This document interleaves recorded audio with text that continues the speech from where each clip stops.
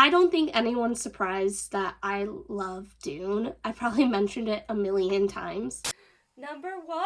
Number one. You better have this as number one. I'm gonna be so mad at Ethan if he does All right. not have the same thing. So we are going to say at the same time. If I'm you don't 90, have this, I'm gonna cry. 99.9 Recently announced that Anya Taylor-Joy has a small role in Dune Part 2.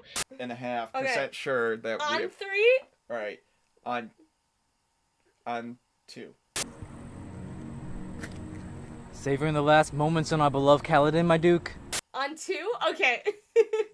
1, 2. Dune Dune Part Part 2! 2. Yay! Ladies and gentlemen, my Roman Empire, Dune! Got a new trailer. Let's start from the beginning. I read Dune when I was in college and fell in love with it. The political intrigue, the warfare, the characters. Then Denis Villeneuve's Dune came out and I love it. Now, here we are 3 years later and after a stupid decision, and I'm days away from seeing Dune. So why do I think Dune Part 2 will be the biggest blockbuster of 2024? It's not about the VFX or the music. It comes down to the story. Yes, Dune is about politics and warfare, but it really comes down to being a human. I don't think most people know this, but Paul and Chani are only 15 years old in the book, and their story is about being and becoming themselves. I think Timothy says it best. I do think there's a possibility of someone seeing this movie with the coming of age that Chani and Paul are stepping into, both in a huge obligation or birthright, but also what all 15, 16, 17, 18-year-olds go through, which is just that growing up is hard. There is a metaphor and I think a lesson in this movie for everyone.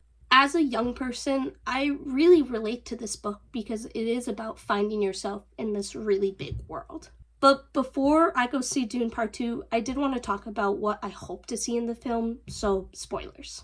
I recently did a short about this, but Alea is such a key part in Dune Messiah and Children of Dune, and Denis has already talked about doing a third one, so I would love to see a little hint of her in this film. I really hope they show Paul's villainous side.